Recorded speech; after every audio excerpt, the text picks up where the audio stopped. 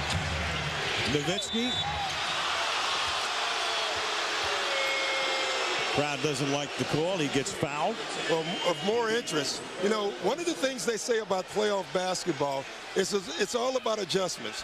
Look who the Kings have at the 4 position right now, and that's Pages Stojakovic. So what they've decided is tall ball is not working as well as they wanted it to work.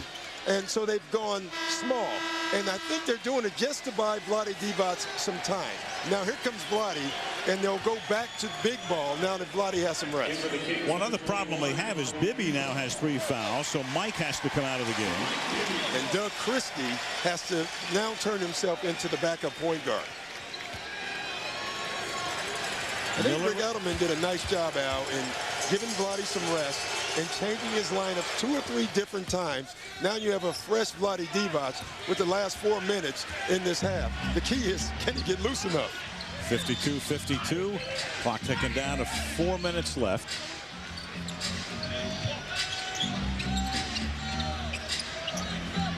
Tuesday night, these two teams will meet in game 2 here as Christie gives it underneath the Peeler, but he couldn't get the angle. Then it's taken down by Howard. Nash.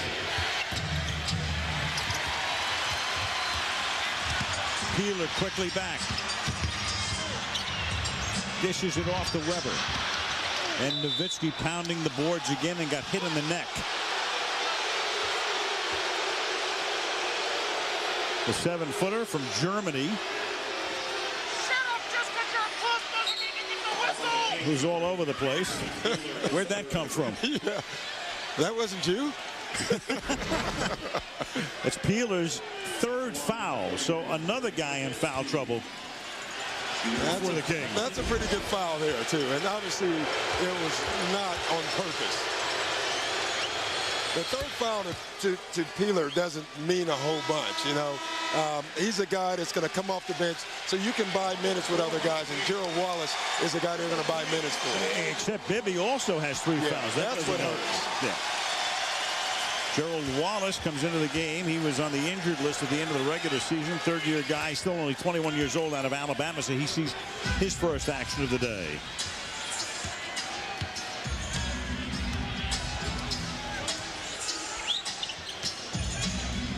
Mavs by 2. Weber trying to find room from the baseline, finds nothing, and then Nowitzki has it taken out of his hands and put in by Wallace. Yeah, the Kings were really fortunate on that play. First, Antoine Walker pushed Weber way too far away from the basket. Weber has to post up deeper.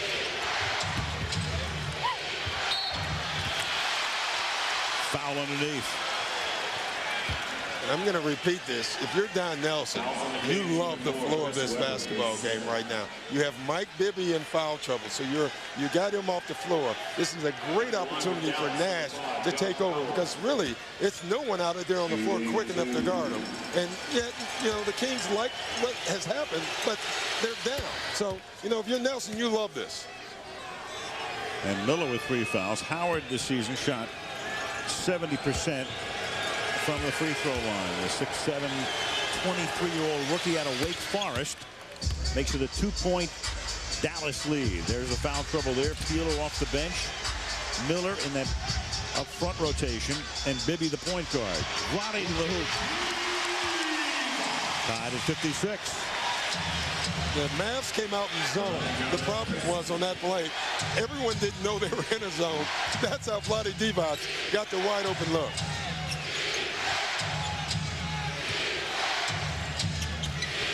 Walker, floater.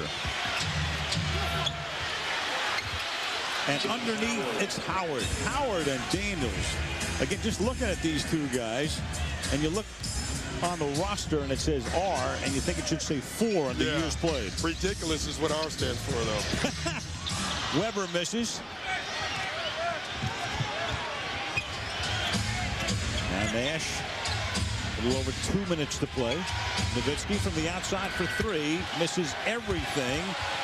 Stojakovic got a hand on it to try to keep it in, and timeout is called here. Josh Howard when Nowitzki took that three, Josh Howard was standing next to him. Now watch this hustle out. He goes from the three-point line to under the basket to saving the ball to smart enough to call a timeout. That's not a rookie. Perfect.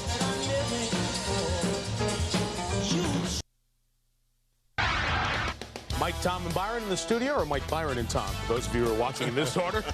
Verizon Wireless halftime report. Hey, great game. This has been fun to watch so far. Like I said, if you're a fan, this is a great game for you to watch. The thing that surprised me so far is Sacramento's just doing a heck of a job of getting a lot of points down low. If they can continue to do that, they're going to have a lot of success this series. Well, Dallas has been on fire from the perimeter. All cylinders clicking. You wonder if they can shoot that well from the perimeter for 48 minutes on the road. Earlier, we saw Michael Finley talking to Joey Crawford about reading the rule book and know what's in there. We'll hear the best of the conversations on court coming up at halftime.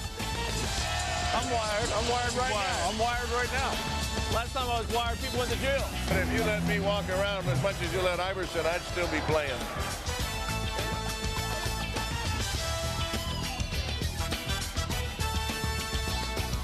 You know, you don't want to overhype things, but you have a 4 against a 5. And that normally would make for a very competitive and close series. It's been a first half that's been very close all the way, Doc. And again, I reiterate, I'd be stunned if this one doesn't go at least 6 games. Yeah, I agree. I mean, they're so evenly matched, and they both score. I mean, both of these teams, they have so many different scores. You know, and most teams have 1 or 2 scores. If you stop that one guy, then that team struggles. You can stop 2 or 3 guys on either team in this series, and both coaches have other guys that they can go to. So that fact where the 5 seed actually has the advantage over the 4 seed historically in the first round. And a long three-pointer dropped by Howard. 61-56, Dallas up by 5. These two teams met last year in the second round. Dallas 1-7, and that series, Chris Webber suffered the knee injury. Game 3 was an agonizing Sacramento double overtime loss. And it was high scoring every night. And it'll be high scoring every night in this one also. And thus far, the X factor in this series has been the rookies on Dallas.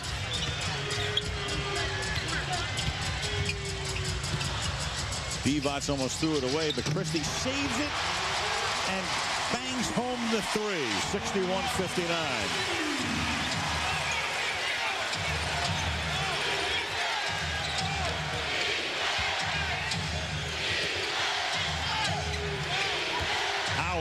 All the way. Christie with the rebound. Kings can tie it if he can make it. And he's fouled. Christie goes all the way to the hoop. The Sacramento Kings are a different team when Doug Christie is aggressive. We saw it last week with the Lakers. Since then, he really hasn't shot or been aggressive. You look at him this afternoon, he's looking to attack, and it gives him that extra weapon. He's a great defensive player. We all know that. But at times, he settles into just being that. This afternoon, he's attacking the basket. He gives him a whole different dimension when he's that aggressive. And that's the 3rd foul on Nowitzki, and Sean Bradley, the 7'6" Brigham Young graduate, comes in for the remainder of the half. 60 seconds to play in the second quarter. You know, this is a series that you probably will not see a lot of Sean Bradley. And I wouldn't be surprised if you didn't see a lot of Brad Miller, who's very effective, but not a great post big. And if you're not going to post in this series, then they're going to go smaller. And even less of Miller in this first half because he picked up 3 fouls. Tied at 61. I asked Don Nelson yesterday, when you get to the playoffs, how do you put a premium or more influence on defense as Nash misses the 3? And he said two words, very simply: we can't. Yeah. I love that, though, because he's being honest. He said, hey, listen, we are who we are, and we're just going to try to do that better than other teams play defense. Officially 2 words with a contraction. But you get the essence of it. Yes. We just can't. He just said, look, we can't do it. That's not us.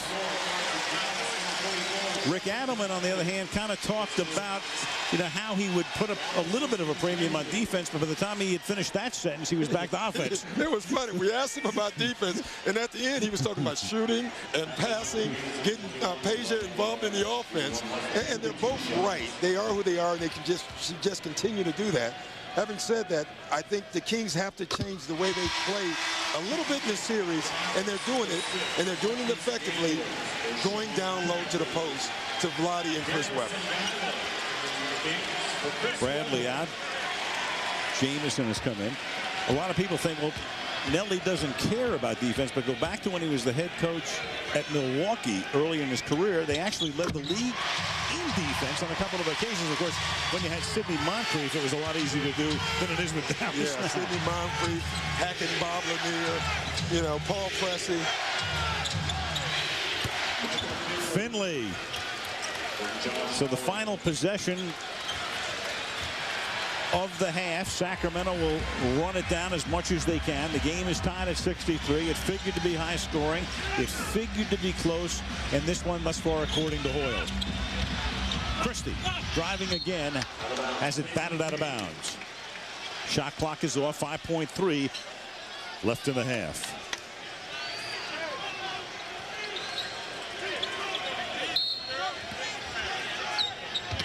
Wallace inbounds, has it stolen.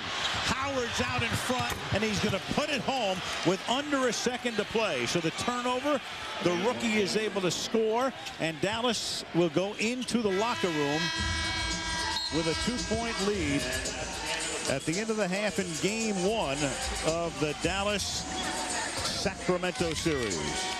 Bibby had 1 point in the first half and 3 fouls.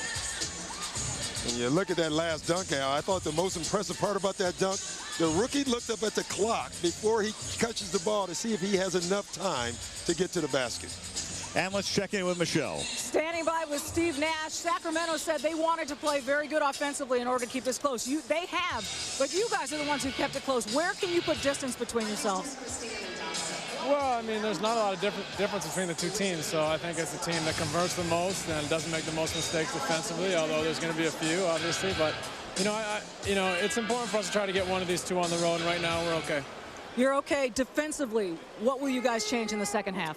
Just try to limit the mistakes. I mean, I don't think we gave up as many fast break points as we didn't want to. And then in the half court, I think we just made too many early mistakes in our zone and our shifting defenses that gave them layups. Steve, thanks for stopping. Thank you. Back to you, Al. Okay, Michelle, the two rookies each had 11 points, 65-63 Dallas at the half. And after this break, in New York, the Messrs. Tirico, Tolbert, and Scott in our Times Square studio with the Verizon Wireless halftime report.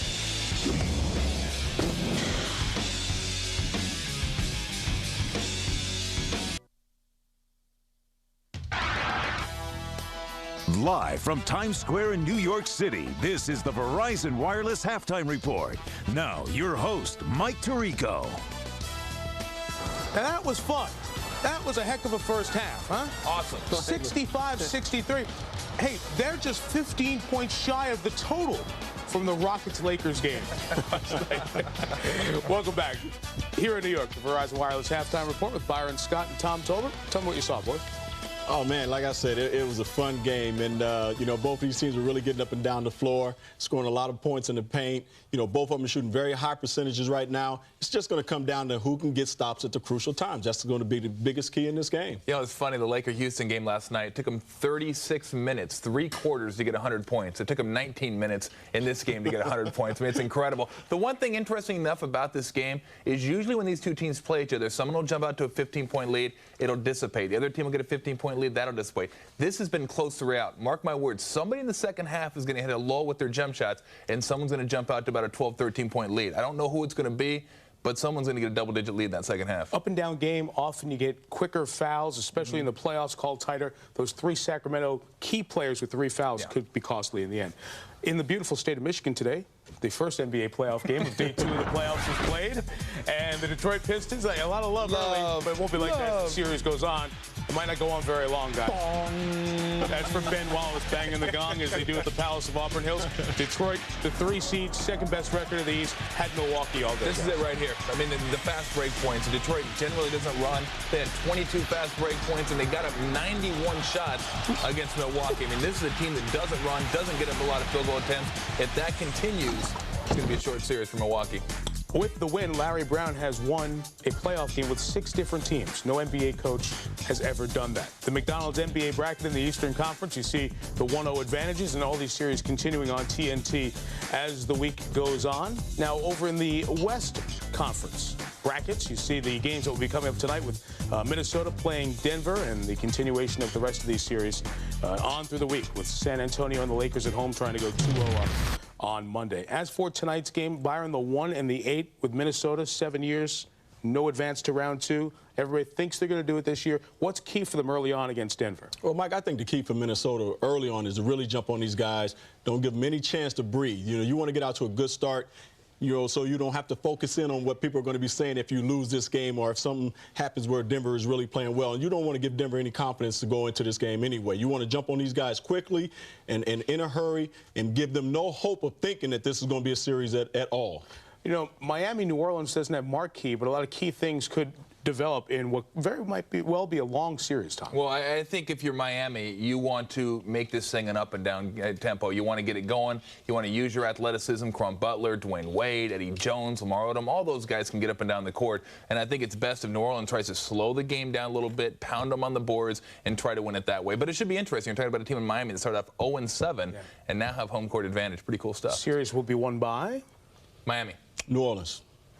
I like New Orleans. I think that power game is just going to take over. No. Well, the power didn't serve them well the last couple months of the season. I think they're 2 teams going in opposite directions, and they've been going in those directions for the last couple months. All right, those games are on TNT tonight. We wish our friends over there the best in their playoff run as we build towards the NBA Finals here on ABC. As we continue some of the games enjoyed throughout the year with the microphones that the officials wear, we're going to share the best of it with you.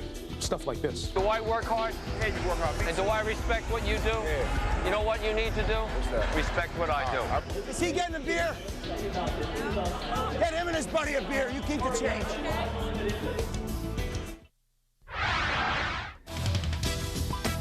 This halftime report presented by Verizon Wireless. We never stop working for you.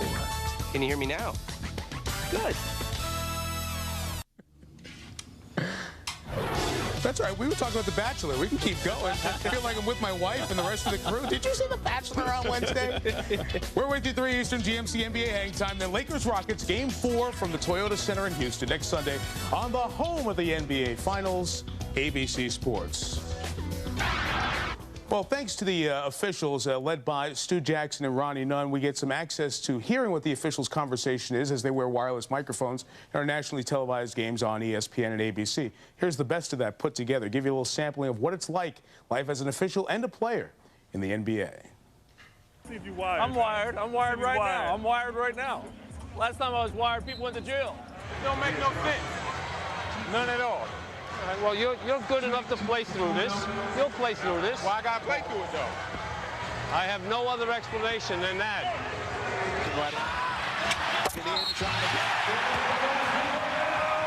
Ball goes up. If it didn't come down, I would have gave you a technical. No, but I was switching on my bad defense. That's what I did. I understand that. Explain that to everybody else that thinks it was unsportsmanlike. The lead. Come on, let's go. I hate to say it, but if you let me walk around as much as you let Iverson, I'd still be playing. You think? But if the ball didn't come down, I wouldn't have called a technical. No, ball can't come. If I go like this, ball has to come down. Huh? Who do you want to shoot the technical? Me. Can you still shoot fast? No.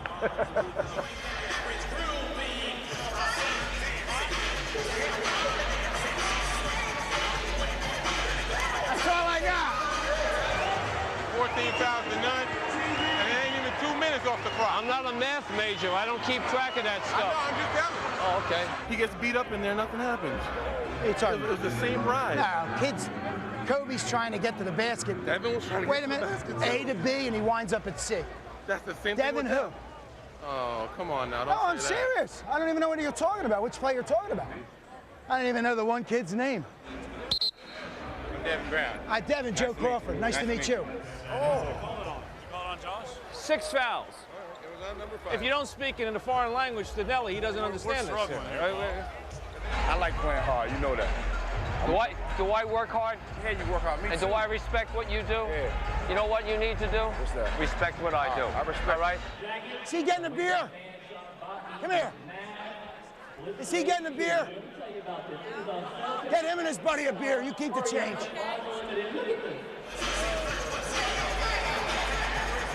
all I got. As fans, you may pick on them. Coaches and players make it. They're good guys. Great guys. Yeah. How about these rookies, huh? Howard and Daniels, each 11. A good half, number 2 from Sacramento. Back to Al, Doc, and Michelle after this. Rookies aren't supposed to be playing. This halftime report presented by Verizon Wireless. We never stop working for you. We'll be back after this message and a word from our ABC stations. Can you hear me now? Good.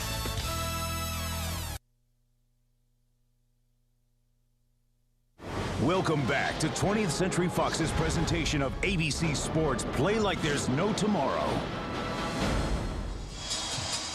Back in Sacramento, Al Michaels, Doc Rivers, Michelle Tafoya. Said earlier, all scoring, all the time, 65-63, 128 total points. Doc, when you look at Dallas, the season starts, they have Nowitzki and Nash and Finley, and then they get Antoine Walker from Boston. And yet here we are several months later, and it's Josh Howard and Marquise Daniels, 2 kids coming out of nowhere who are really the difference right now. Yeah, and they have been a difference. We forget last year that they had Nick Van Exel, and now they don't.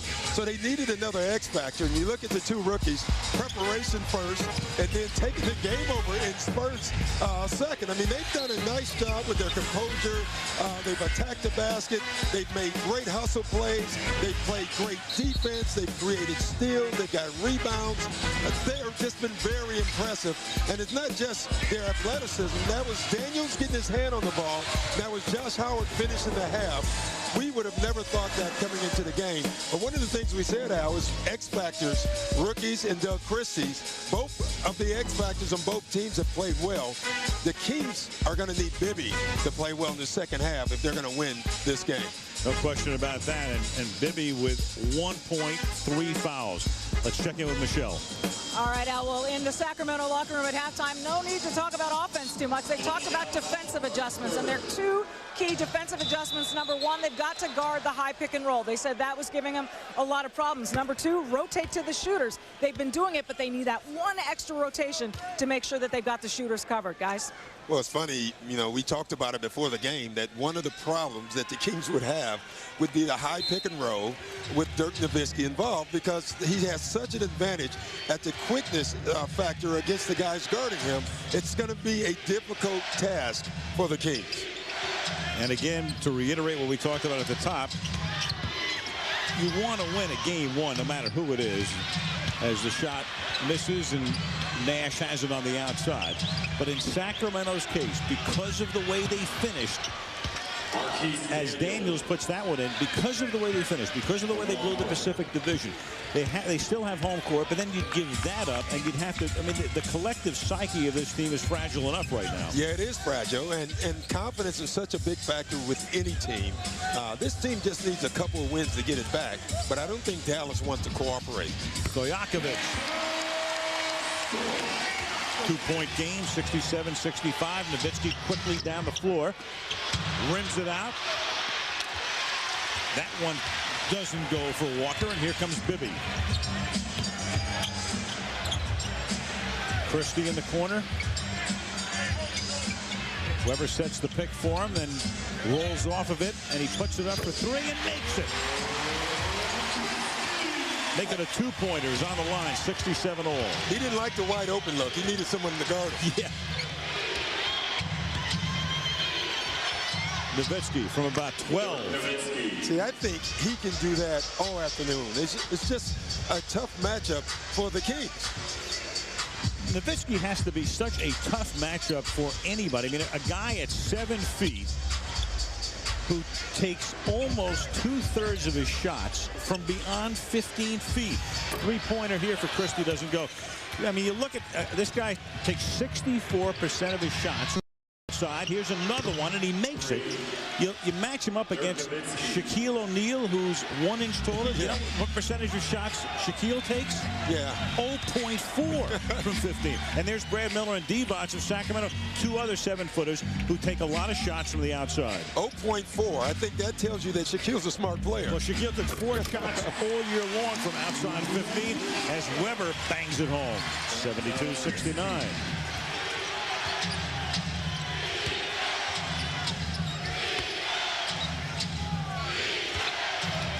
Daniels.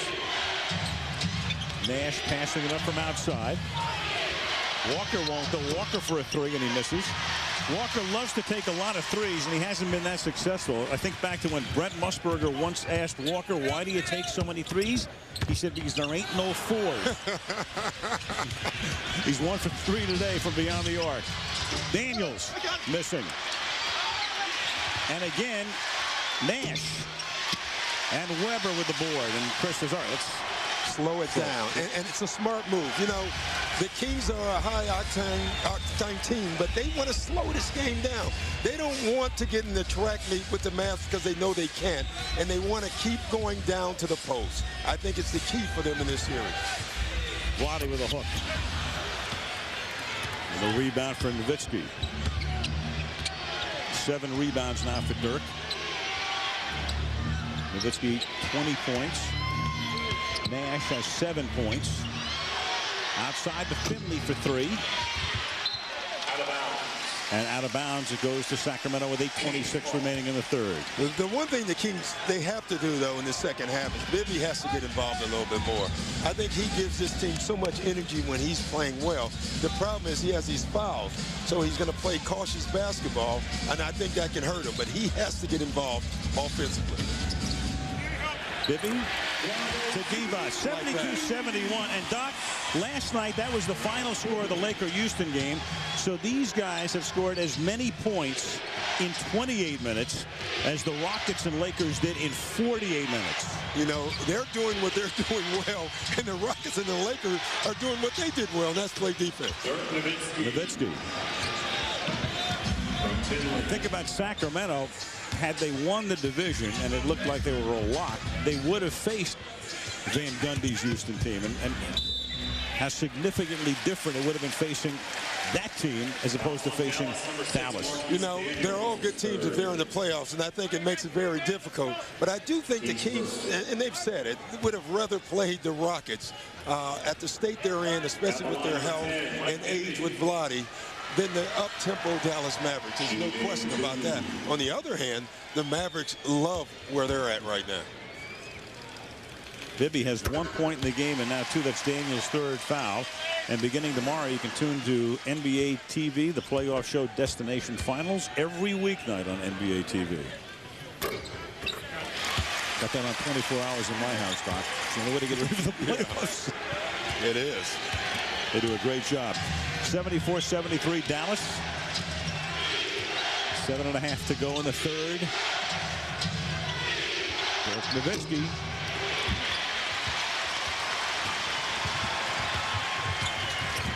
Christie between his legs to Stojakovic. Bingo.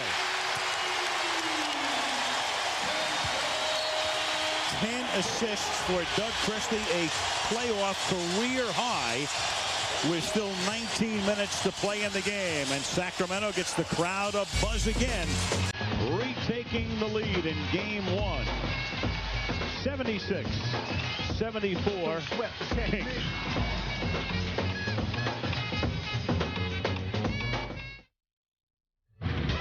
The NBA playoffs on ABC, brought to you by the new Chevrolets. 10 new cars and trucks in 20 months, an American revolution.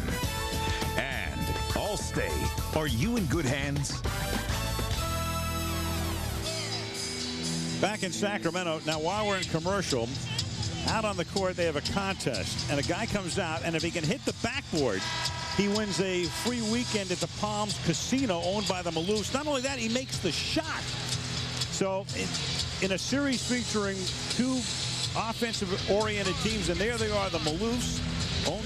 By the way, and then Joe is saying, he's sitting next to us, saying, you know, I may just give him the car for making the shot. Yeah, he just made the call and said because he made the shot, he gets the hotel. Wow. He's giving him a car. He's giving him the car. Listen, I have one question. How do you get to be a Maloof brother? Yeah, I don't know, but I want to be one. Stand in line, man. Sacramento up by 2. Nowitzki. Nash. Divac coming out on Nash, and they throw it away. Doug Christie leads the charge. Bounces it to Bibby. Off balance, can't make it. Nowitzki leads it back the other way to Daniels.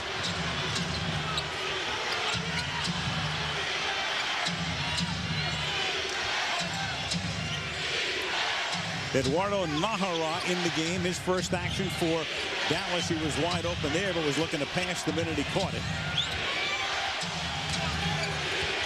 Nash working through Stojakovic. Makes it at the buzzer. Wow. 76 all. And makes a tough shot.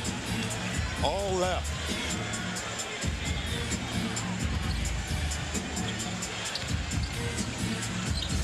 That's such a foreign sound. The 24-second shot buzzer with these two teams on the floor. I didn't know they had one. They were just hearing things. Here's Nash. 113 working on the other. Now Nowitzki inside, but Stojakovic grabbed him. And the foul is on Pedro. Halfway through the period.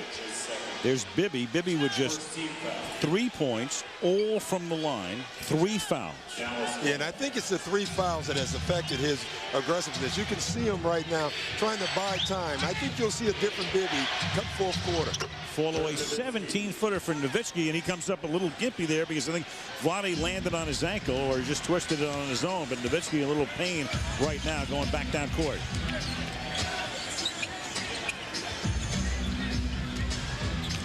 Kings trailing by 2. Weber. Back to Stojakovic. This would give them the lead, and it doesn't. 3-pointer misses. Nowitzki gets the board.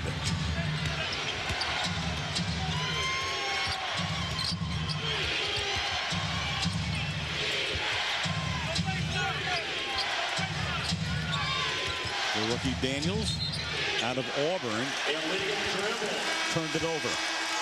Go back to Nowitzki and see if we can detect exactly what happened with that ankle. Well, I guarantee you can see right at the very end of the play, down on the floor, you can see Nowitzki land on Vlade Divac's foot. You know, Nowitzki is one of those players. He's a jump shooter. He's guarded by bigs. He's had a lot of problems with his ankles from landing on other people's feet. Brad Miller now in for Sacramento. Vlade takes a seat. Stojakovic from beyond the arc. Rebound to Daniels, and now Nash whips one over to Nowitzki and starts to lose the ball, and they're going to call the foul on Weber. One of the adjustments you can see that Dallas has made, they know in transition, bigs are taught to run into the basket and then fire out. But with Dirk Nowitzki, he's a big. He's running behind the three-point line.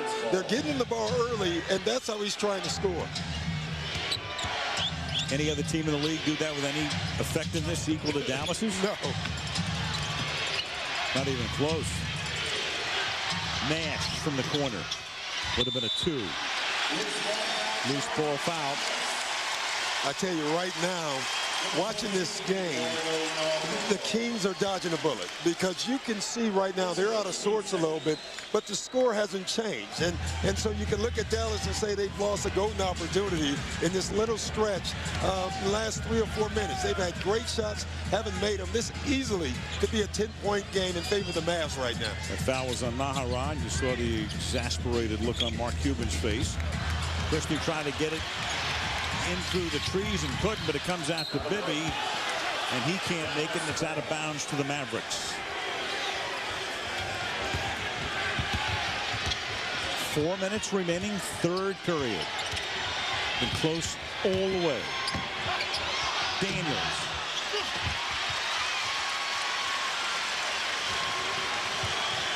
Kings again now with a chance to tie or take the lead. Stojakovic with 21, Nowitzki with 24, and it would figure that very much according to form, each guy leading his team in scoring this season. And Stojakovic second only to McGrady in the league in scoring.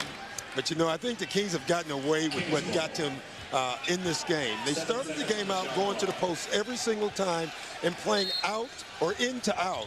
Right now, everything is a jump shot for the Kings. And if they're not making them, then they're going to have some problems. They just beat the buzzer. They had 7 off the inbounds. And it's out of bounds to the Kings.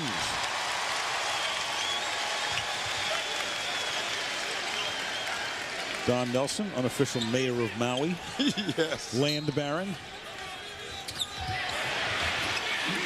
Bibby puts it in. So Bibby had been 0 for 5. It's his first field goal of the game, coming at an opportune moment. 78 all.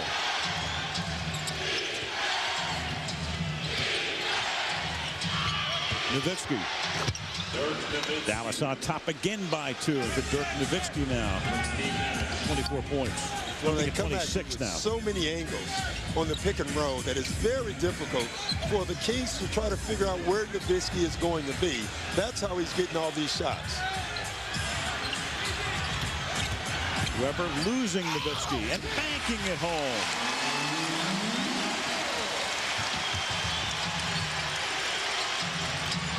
Finley for 3. 2:40 left in the third. Oh, and it's Christie from Bibby. Beautiful.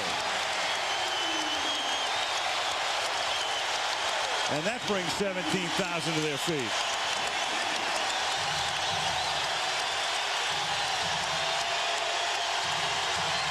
And the roar continues. Nowitzki tries to quiet him and does. Nothing like a three-pointer.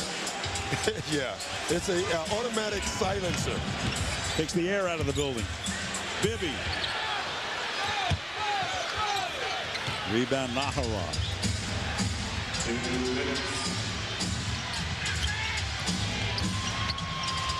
Nash trying to get it in underneath, and it's off Weber's hands. 1:54 remaining in the third. Beautiful there. Bibby to Christie. But then Nowitzki says, sit down, everybody. 83-82, Dallas. On our way back to Sacramento, a Gatorade X Factor studio update from New York, and the news here in New York regarding Tim Thomas, who was injured with this Jason Collins foul yesterday. X-rays were negative, an MRI today, a bone bruise in the left ankle, multiple muscle contusions in his back. Day-to-day is his status for Tuesday's Game 2. Next. Back to Al Dock on the show. Okay, Mike, 83-82 Dallas, and we showed you during the last break, the local contest. This guy's name is Tony Firpo. He was going to win a weekend just by hitting the backboard at the Palms Casino in Vegas. The Maloof guys are sitting right here, the Maloof brothers. They see this happen. They say, let's give this guy the car. He can make that shot on a day like today. So then there they are, the Maloof brothers, very magnanimous. In fact, as we continue, this is Al Maloof with Doc Maloof and our sister Michelle Maloof reporting from Sacramento.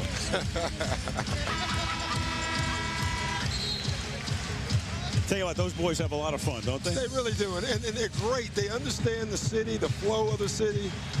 They do a great job with this team and promoting basketball in this city and throughout this country, and really good owners, great owners. Only thing I'm wondering about, the writer Norman Chad once asked a very intriguing question. Shouldn't they be known as the Maloofs? Yeah. Never mind. Yeah, you know, right now I'm thinking I should have gone to that class. You're thinking you should be back coaching Orlando. Yes. Dallas up by 1. Third quarter winding down. Nowitzki. Nash from the baseline. 3-point Dallas lead.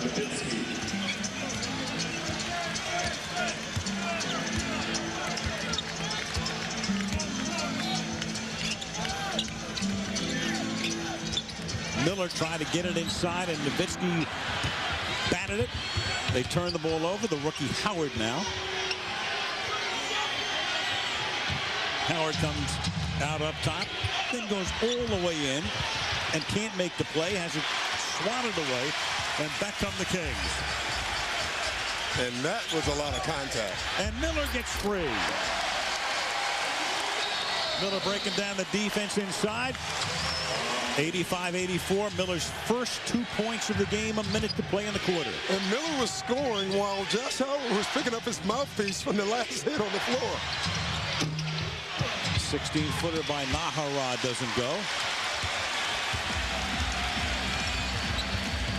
Bibby. Nash hanging right with him. Underneath to Miller.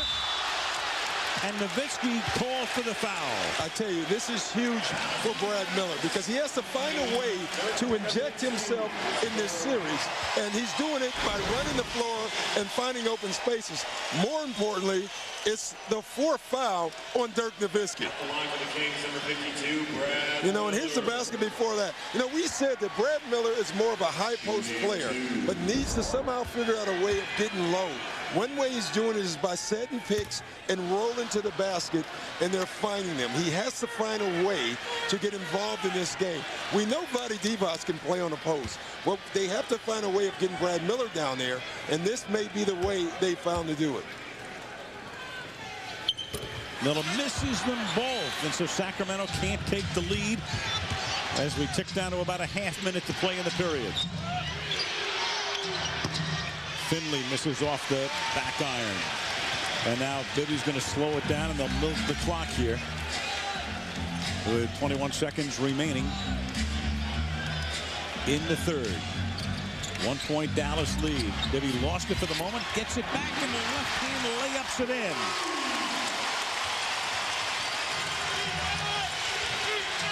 Now Dallas trying to retake the lead at the end of the quarter, and the foul called here. Fouls on Christie. Yeah, now one of the things we talked about with Bibby, you can see him biding time to try to get to this towards the fourth quarter before he turns on and becomes more aggressive. I think this is the time from this point on, you're going to see a different Mike Bibby. Now Steve Nash has to answer that. Kings had a foul to give, so the ball be inbounded with 7.8 remaining in the period. Keeler has just come into the game. Nash tries to lose Bibby.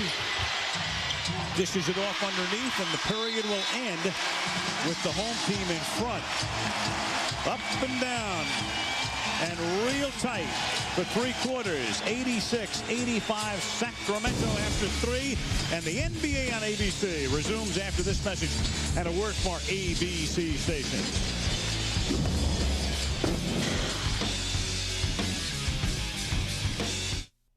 Let's first check in with Michelle Tafoya. Michelle. All right, Al, with another look at the Kings locker room, we'll reveal a little secret about Mike Bibby. We walked up to his locker, and you look up top, and you see a number of VHS tapes of other point guards in the league. Damon Stoudemire, Stephon Marbury, Jeff McGinnis, Gary Payton. But you have to wonder, where is the VHS tape of Steve Nash? Well, Bibby told me before the game, that one is at home in his tape player. He's been watching it religiously. On Mike Bibby, Steve Nash told me that they've gotten pretty close on the court over the last few years, playing against each other so much. He goes, we know each other pretty well. He's somebody I respect a lot. I think he's a great player and competitor, and I like his game a lot. It's always fun to challenge myself against him. And indeed, Nash and Bibby are challenging each other right now, Al. It's like a movie you watch over and over. It's a 7-part series when you get to the playoffs. That tape will be at Bibby's house for 2 weeks. Yeah, it will be. And, you know, it's interesting, as we said at the beginning of this game, that Nash and Bibby, the guy who plays the best, not scores the best, assists, plays the all-around game, is usually the team that wins. And so far, it's probably very close to a draw. Stojakovic for an open 3. 4-point King lead, their biggest lead in a long time. This game has been tied 11 times. We've had 10 lead changes. Nowitzki leading Dallas in scoring with 29 points, but he has 4 personal fouls.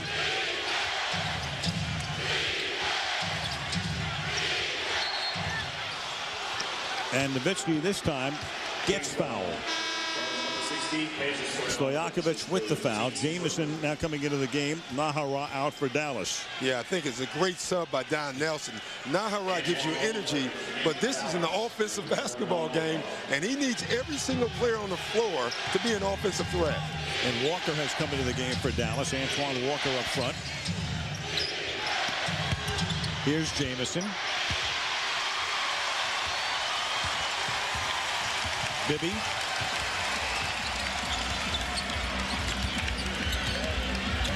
Stojakovic circling the arc, and then Bibby puts one up for three and makes it.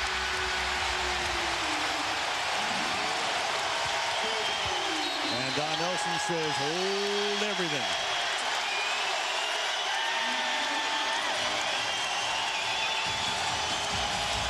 Crowd completely back into it. Sacto by 7. They're on a 10-0 run.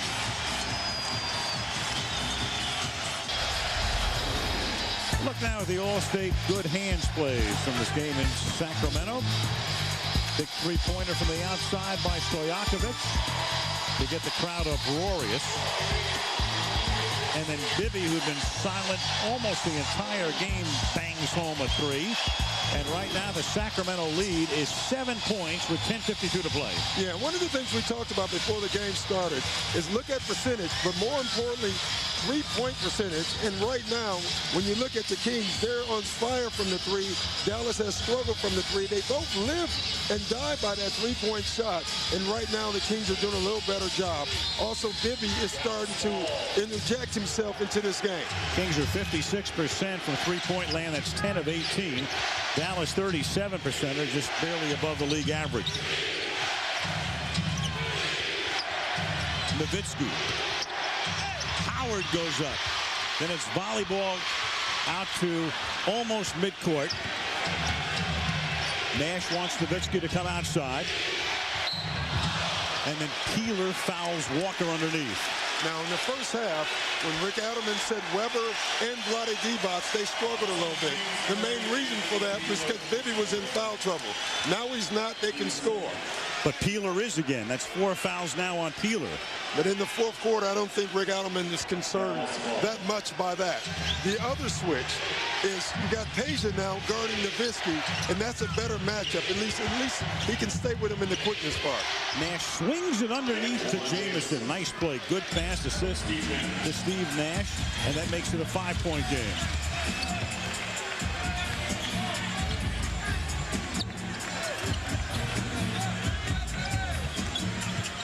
Stojakovic all the way across to Christie. He gets free for 3. Bibby for the rebound. Less than 10 to go.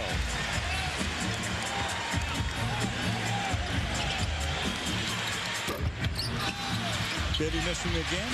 Christie is there, though, for the putback. And the foul. The X factor, Doug Christie. When he scores, the King becomes almost unbeatable. He's been aggressive all day. Not only just shooting threes and driving, he's been aggressive defensively and on the glass. Nash out. The rookie Daniels in. Christie at the free throw line.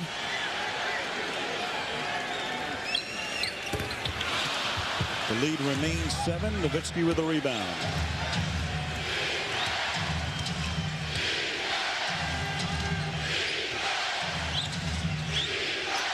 Crowd putting a little more oomph into the defense chant here. They should be cheering offense. And Christie with a strip. And he's free. And they lead by 9. You know, Dallas was the top scoring team in the league. Amazingly, though, this year, Dallas never overcame an 8-point deficit as Walker scores in the fourth quarter. In all of the games in which they trailed by 8 in the fourth quarter, they were 0-21. The irony is they were the only team in the league not to have at least one time overcome an 8-point deficit. And you know what that is? That's defense. Because when you get down big, if you can't get stops, you can't come back. And that's a great sign that Dallas struggles when they get down. because they can't get stops. I think more significant when you watch this steal by Doug Christie is right now the Kings have made a run playing small ball. They've only had one big on the floor this entire time. Now, Rick Adelman is going to stay with it. He's going to take Brad Miller out. He's going to bring Chris Webber in, but he's going to stay in with four smalls. And I think the reason he's doing this is to guard Dirk Nowitzki. And Miller also has his 4th foul, so he has to play some mix and match here with 8.5 to go in the 4th period. Daniels all the way, and a little floater doesn't go, but Jamison is there to put it back in. See, now Rick Adelman is thinking, small ball is giving up rebounds right now. I don't know how long I'm going to do it, but it did get him the lead. It'll be interesting to see how patient he is with it. Here's Webber. Jump hook goes.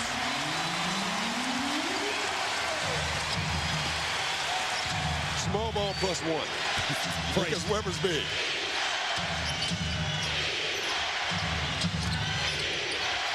Howard. Bibby takes it off the glass.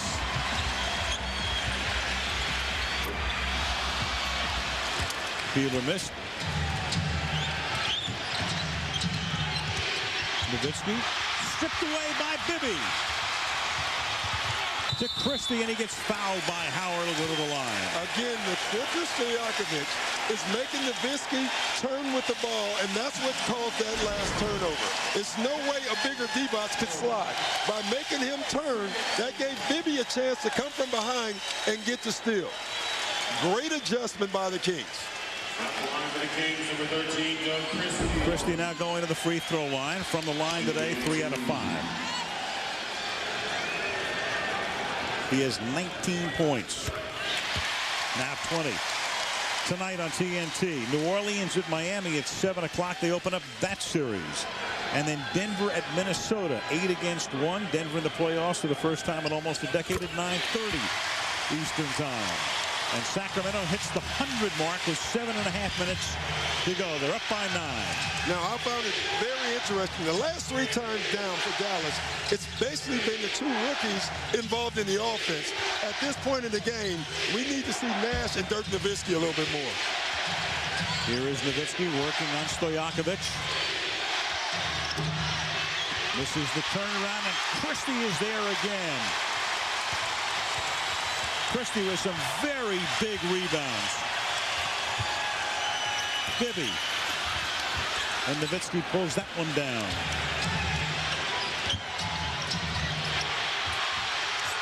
Webber takes it. To Bibby. To Stojakovic. Gets hammered, goes to the line. Foul on Nowitzki, and that's going to be 5 on him.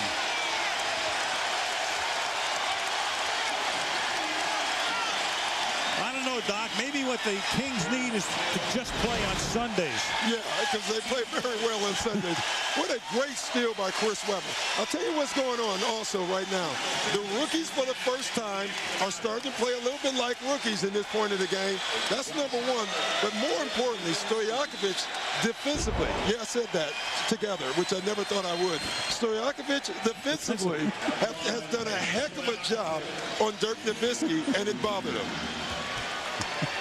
All defensive team. Like saying Godzilla beauty contest, right? 101-91. Finley and Nash are in. Nowitzki and Howard go out. And Dallas faced with a pretty good mountain here. 10 points on the road. And Nowitzki in foul trouble. One thing about Dallas coming into this game, they had the biggest home road disparity in the league. The Mavs were 36-5 at home, 16-25 on the road. Biggest difference of the 29 teams. Nash.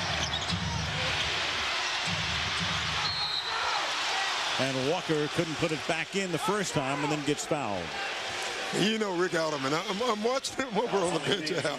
He has a small lineup in, and for the most part, they've done a pretty good job on the boards. But right now, Dallas is crashing the boards, getting rebounds, because they're used to playing small. They're used to attacking the glass. And you can see him wrestling with himself. How long do I stay with this? And the answer is probably as long as you're getting away with it. And for Adelman these days, he doesn't know who's going to show up. I mean, they played a terrible game against Phoenix. Christie goes out. Miller comes in. Yeah, he's going big. Play a brilliant game against the Lakers. Terrible to blow the Pacific Division title. Come back today. Let's check in with Michelle. Brad Miller averages about 14 points a game. He's got 2 today. He missed practice altogether yesterday. Practiced only a half day Friday. In addition to the elbow out, he's got a strained right shoulder. That may be why he missed his 2 free throws earlier on in the game. Good point. As Bibby gives it to Miller. Here he goes, swinging it out to the corner for a 3-point attempt by Peeler that hits to make it 105-92. I'll tell you, Brad Miller only has 2 points, and he's really struggling to find a way into this game. But he's made an impact by rolling, rebounding, and finding guys. That last pass to Peeler was unbelievable. And Rick Adelman has decided enough is small ball. I'm going big. We have a lead. I can't give up any more second shots. Good move. Peeler wheeling underneath, gives it back to Bibby, and he has it swatted away. 5:40 remaining in the fourth. Kings by 13.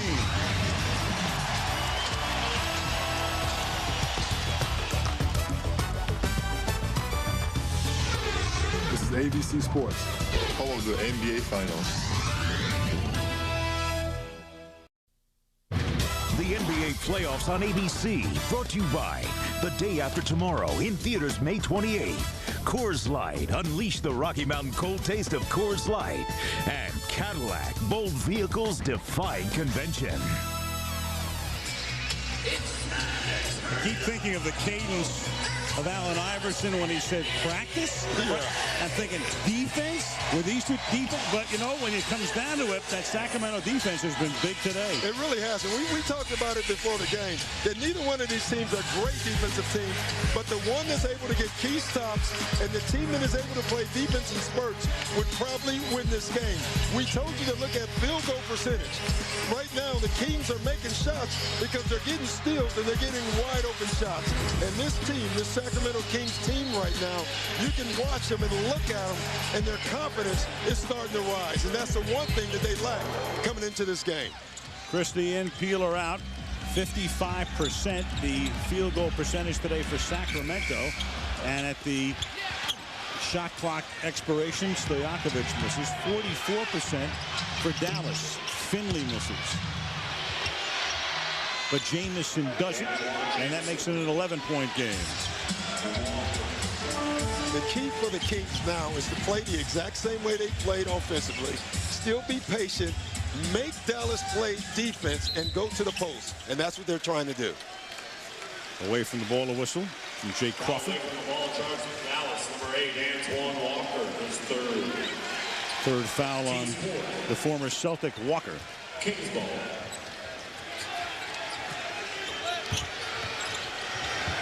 Weber. Wow. Pass to Bibby. Wow.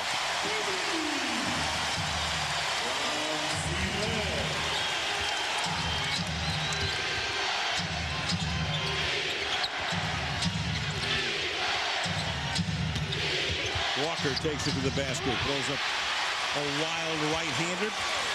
Christie coming back with it. Fires it underneath. Stojakovic can't get it to drop. That was the easiest shot he's had in years. Yeah, I know it.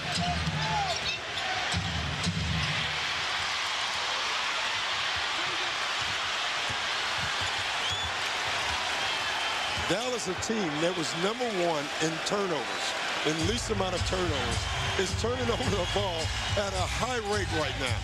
And you have to credit the Kings defense. Mike Bibby is in this game, isn't he? No question. Got into it about a third of the way through the third quarter. 13 turnovers for Dallas, already above their average per game this season when they were best in the league.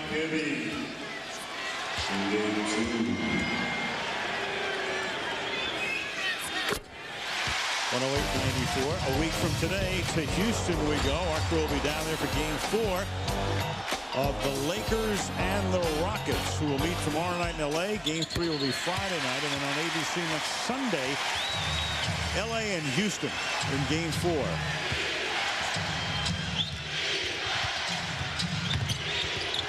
underneath. And Jamison is getting free at that spot. Boy, I tell you what, I love what Brad Miller just did. You know, he went over to help. Stojakovic didn't help the helper, and Brad Miller let him know that. You know, he knows every bucket is key in a playoff series, and I like to see that type of leadership. Weber, kind of an awkward handoff, but it works. So the quarterback runs into the running back, and somehow he breaks one for 20. Statue of Liberty. 111-96 Sacramento. Nash with a long deuce. Because they're so good offensively, this lead is never safe when you have these two teams in the building. The late Chick Hearn wouldn't be putting this one in the refrigerator no, this just is not yet. Going in the fridge. Weber. Yeah, the problem with the Mavs, though, and this is why people think that they can't win, is because when they do get down, you have to be able to get key stops. If they can prove they can do that, they can win this series. If they don't, then they're in trouble. Take a look at this awkward handoff here. Yeah, I don't know what that was. I think it actually hit Brad Miller, went back to Weber. You know, Al, that means things are going well. That's what that was. That was not in the playbook. It's your time. Putt lips in. Yes.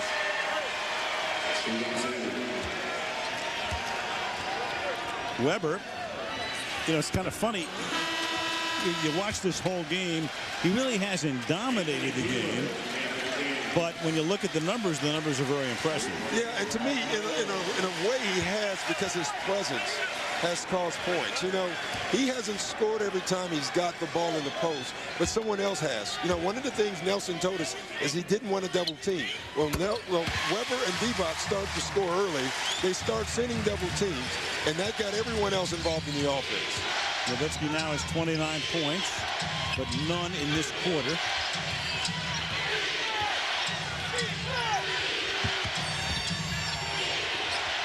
Daniels tried to follow it himself. Yeah, and as good as the rookies out were in the first half, this is the first time you've seen them play a little bit like rookies in the second half. Crowd sensing a game-1 win. Weber. No. One of the reasons I said Weber, when you look at the game, the flow of the game, the numbers are real good, but you don't really see him as dominating as you think. He's one of the reasons is Christie. I mean, Christie's just had a phenomenal game, and all eyes have gravitated toward him. Right on cue. Christie gets a block shot. He does so many things for this team, but when he scores, that's the extra thing, the X factor that people don't count on. And Christie is 2 rebounds away from a triple-double. He has 21 points. He has 11 assists. He has 8 rebounds. He just created the turnover there, and he has fueled the Sacramento Fire with under 2 minutes to play.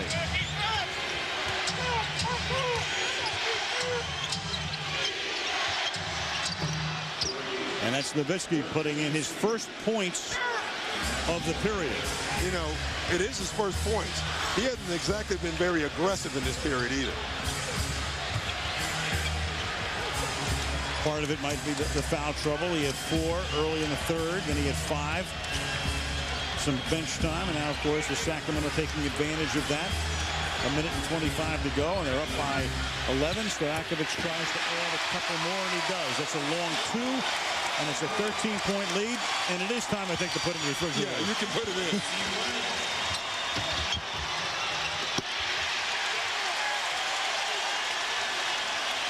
Game 2 in this series will be Tuesday, and then the guys are going to take 3 days off because the third game isn't until Saturday in Dallas. And the crowd, as they are prone to do with each King victory, up on their feet in the final minute. You know, you get the sense watching the Kings in this game today and play with the emotion that everyone said that they wouldn't play with, is this is what they've been waiting for, the playoffs. And this is exactly what Adelman was talking about yesterday. We have to come out. We have to be aggressive. This game was tremendously important to the Sacramento Kings. And they're going to come home with a win because they're up by 16 with 46 ticks left in Game 1.